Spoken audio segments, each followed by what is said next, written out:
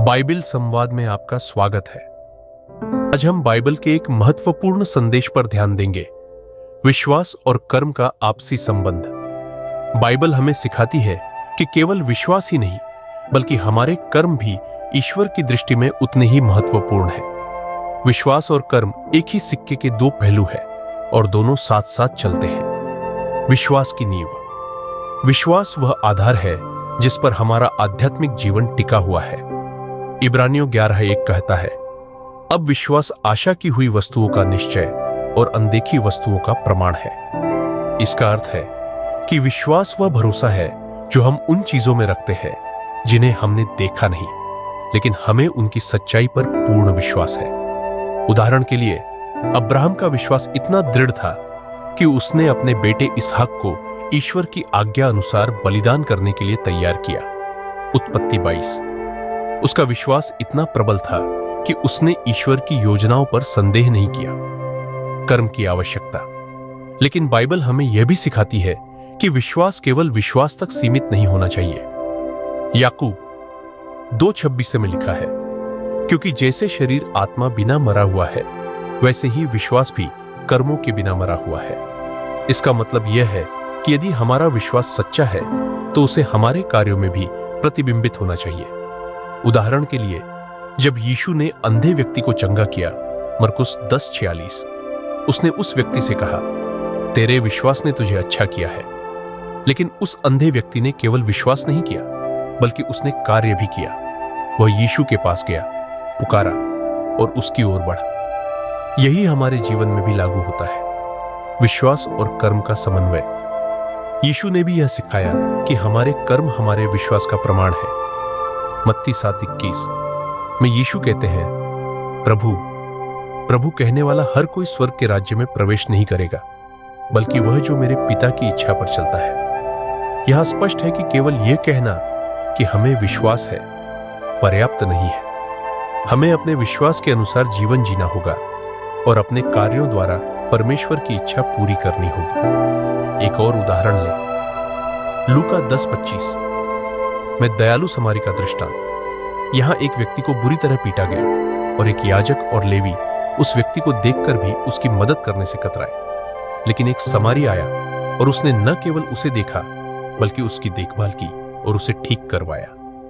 समारी का यह कार्य उसके विश्वास और उसके प्रेम का जीता जागता उदाहरण था। हम विश्वासु लोग हैं और हमें यह नाम इसलिए मिला क्योंकि हम प्रभु यीशु पर विश्वास करते हैं। लेकिन क्या केवल विश्वास पर्याप्त है? मैं कहूंगा कि विश्वास और कर्म दोनों ही हमारे जीवन के महत्वपूर्ण हिस्से हैं। हां, हमारा परमेश्वर यहोवा पवित्र है। वह सभी कामों में हमारी मदद करता है और हमें अनुग्रह प्रदान करता है। वह हमारी प्रार्थनाओं को सुनता है, भले ही हमें कभी ऐसा लगे कि परमेश्वर नहीं सुन रहा है। उसकी अपनी योजनाएं होती है और हमें धैर्य से इंतजार करना चाहिए कि वह अपने समय पर हमारे जीवन में कार्य करेगा। लेकिन साथ ही हमें अपने विश्वास को कायम रखने के साथ साथ सही दिशा में कदम भी उठाने चाहिए। हमारा प्रभु अद्भुत और चमत्कारी है। वही यहोवा है जिसने इस्राएलियों के लिए बड़े बड़े काम किए और हम विश्वासु लोगों के जीवन में भी बड़े चमत्कार करता है। लेकिन मैंने कई लोगों को देखा है जो केवल प्रार्थना करते हैं और उन पर जरूरी काम नहीं करते। हमारी कलीसियाओं में ऐसे लोग हैं जो सालों से नौकरी के लिए प्रार्थना कर रहे हैं। मैं यह कहूंगा कि हर चीज के लिए प्रार्थना करना अच्छा है, लेकिन हमें अपने प्रयास भी जारी रखने चाहिए ताकि हमारी प्रार्थनाओं का उत्तर मिले। हमारी प्रार्थनाएं हमारे काम को आसान बनाती हैं, लेकिन बिना कर्म के केवल प्रार्थना करना हमें परिणाम नहीं देगा। हर प्रार्थना के साथ एक कार्रवाई होनी चाहिए।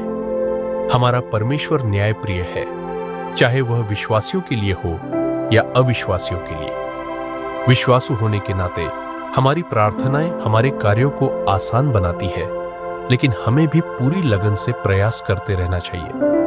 बाइबल में इसका एक उत्कृष्ट उदाहरण है, एक अंधा व्यक्ति जो रास्ते में बैठा था। जब प्रभु के चेलों ने उसे देखा तो उन्होंने पूछा, इसका अंधा होना किसकी गलती है? तब प्रभु यीशु ने कहा, यह किसी की गलती नहीं है, बल्कि यह परमेश्वर की महिमा के लिए है। फिर प्रभु ने मिट्टी पर थूककर उसे अंधे व्यक्ति की आंखों पर लगाया और कहा, जा, शीलोह के तालाब में धो ले। उस व्यक्ति ने न केवल विश्वास रखा, बल्कि उसने प्रभु की आज्ञा का पालन करते हुए कर्म भी किया। क्या आपको लगता है कि उसके लिए शीलोह तक जाना आसान था? बिल्कुल नहीं। वह अंधा था और उसे वहां तक पहुंचने में बहुत कठिनाइयों का सामना करना पड़ा होगा, लेकिन उसने प्रभु के कहे अनुसार कार्य किया और चंगा हो गया। हमारे जीवन में भी परमेश्वर हमें अवसर देता है। हमें सुनिश्चित करना चाहिए कि हम उन अवसरों को सही समय पर पहचानें और उनका सदुपयोग करें, चाहे वह नौकरी हो, व्यापार हो या जीवन के महत्वपूर्ण निर्णय। हमें अपने निर्णयों में परमेश्वर की अनुग्रह और मार्गदर्शन के लिए प्रार्थना करनी चाहिए। कई लोग अपने जीवन में प्रभु द्वारा दिए गए अवसरों को खो देते हैं, क्योंकि वे सोचते हैं कि मेरा मन इस निर्णय से खुश नहीं है, और वे उस अवसर को ठुकरा देते हैं। लेकिन हमें यह समझना चाहिए कि कुछ अवसर प्रभु की ओर से दिए जाते हैं। उदाहरण के तौर पर, जब किसी की शादी की योजना बन रही होती है, तो कभी-कभी हम केवल व्यक्ति की दिखावट, नौकरी या जाति के आधार पर उस प्रस्ताव को ठुकरा देते हैं। यह सब दुनियावी बातें हैं। हमें केवल इस बात पर ध्यान देना चाहिए कि वह व्यक्ति विश्वासु है, हमारे विश्वास के अनुरूप है और विवाह के लिए तैयार है। यदि हम प्रभु द्वारा दिए गए अवसर को ठुकरा देते हैं, तो क्यों फिर हम उन्हीं चीजों के लिए प्रार्थना करते रहते हैं? हम विश्वासु लोग हैं। हमें दुनियावी चीजों के बारे में सोचने की जरूरत नहीं है। हमें समझदारी से निर्णय लेने चाहिए और प्रभु से मार्गदर्शन के लिए प्रार्थना करते रहना चाहिए। विवाह एक महत्वपूर्ण निर्णय है जो हर व्यक्ति को अपनी इच्छानुसार लेना चाहिए, न कि किसी के दबाव में आकर। लेकिन हमें यह समझना चाहिए कि हमें दुनियावी सोच के बजाय विश्वासु के रूप में निर्णय लेना चाहिए। यदि आप विवाह के बारे में अधिक जानना चाहते हैं, तो मैं इस विषय पर वीडियो तैयार कर रहा हूं। तब तक आप मेरे चैनल पर उपलब्ध विवाह से संबंधित वीडियो देख सकते हैं। जब हम पुराने नियम की ओर देखते हैं, विशेषकर निर्गमन में, तो एक बहुत ही महत्वपूर्ण घटना मिलती है। जब इस्राएली मिस्रियों और लाल सागर के बीच फंस गए थे, तो मूसा ने परमेश्वर से प्रार्थना की। तब प्रभु ने मूसा से कहा, तू मुझसे क्यों पुकारता है? इस्राएलियों से कह कि आगे बढ़े। अपने हाथ में जो लाठी है, उसे समुद्र पर उठा और उसे चीर दे। और जब मूसा ने ऐसा किया, तो सागर 2 हिस्सों में बंट गया और लोग सूखी भूमि पर होकर पार हो गए। इस घटना से हमें एक महत्वपूर्ण शिक्षा मिलती है। कभी-कभी हमें अपने जीवन में ऐसे निर्णय लेने पड़ते हैं जिनमें विश्वास के साथ साथ कर्म की भी आवश्यकता होती है। अगर मूसा केवल प्रार्थना करता रहता और कोई कार्य नहीं करता, तो क्या यह चमत्कार संभव होता? बिल्कुल नहीं। मूसा ने न केवल प्रार्थना की, बल्कि प्रभु पर विश्वास करते हुए कार्रवाई भी की और उन्होंने असंभव को संभव होते देखा। इसी प्रकार हमारे जीवन में भी प्रभु हमें सही मार्गदर्शन देते हैं, लेकिन हमें अपने विश्वास के साथ कार्य भी करना चाहिए। जब हम प्रभु यहोवा पर भरोसा करते हैं और कदम उठाते हैं, तब वह हमारे जीवन में अद्भुत काम करता है। नामान का कर्म। नामान, जो अराम की सेना का कप्तान था, को कोढ़ की बीमारी थी। उसकी स्थिति गंभीर थी, लेकिन उसकी नौकरानी ने उसे इस्राएल के एक भविष्यवक्ता एलीशा के बारे में बताया। नामान अपनी बीमारी के इलाज के लिए एलीशा के पास गया और एलीशा ने उसे संदेश भेजा कि वह यरदन नदी में 7 बार स्नान करे, जिससे उसकी त्वचा ठीक हो जाएगी। नामान पहले नाराज हो गया, क्योंकि उसे लगा कि उसकी अपनी भूमि की नदियां, जो अधिक विशाल और प्रसिद्ध थी, यरदन से बेहतर थी। लेकिन अंततः उसने एलीशा की बात मानी। यरदन नदी में जाकर 7 बार स्नान किया और उसकी त्वचा पूरी तरह से ठीक हो गई। इस कहानी से हमें एक महत्वपूर्ण संदेश मिलता है। विश्वास के साथ साथ कर्म भी आवश्यक है। नामान ने परमेश्वर पर विश्वास किया, लेकिन उसे अपने विश्वास को वास्तविकता में बदलने के लिए कर्म करना पड़ा। यदि नामान केवल विश्वास करता लेकिन यरदन में स्नान नहीं करता, तो क्या वह चमत्कार होता? बिल्कुल नहीं। उसे विश्वास के साथ साथ क्रियात्मक कदम भी उठाने पड़े, जिससे उसे चंगाई प्राप्त हुई।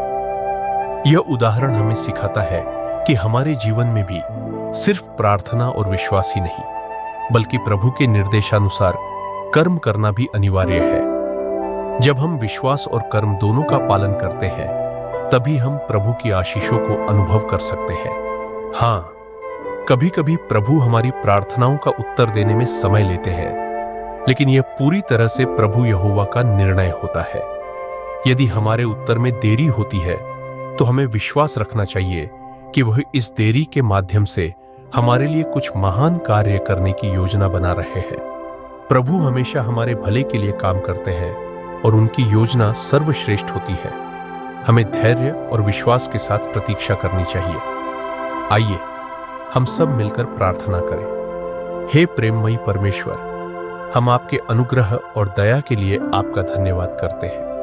आपने हमें विश्वास, अनुशासन और धैर्य सिखाया है। प्रभु, हमें आपकी इच्छा के अनुसार जीवन जीने की शक्ति दें और हमें सच्चाई के मार्ग पर बनाए रखें। हम आपके मार्गदर्शन और आपकी योजना पर पूरा भरोसा रखते हैं। जब भी हमारी प्रार्थनाओं का उत्तर देर से आए, हमें विश्वास और धैर्य बनाए रखने का साहस दें। प्रभु यीशु मसीह के नाम में हम प्रार्थना करते हैं। प्रभु की कृपा आप सबके साथ बनी रहे, जब तक प्रभु बादलों पर आकर हमें अपने साथ नहीं ले जाते। आमीन।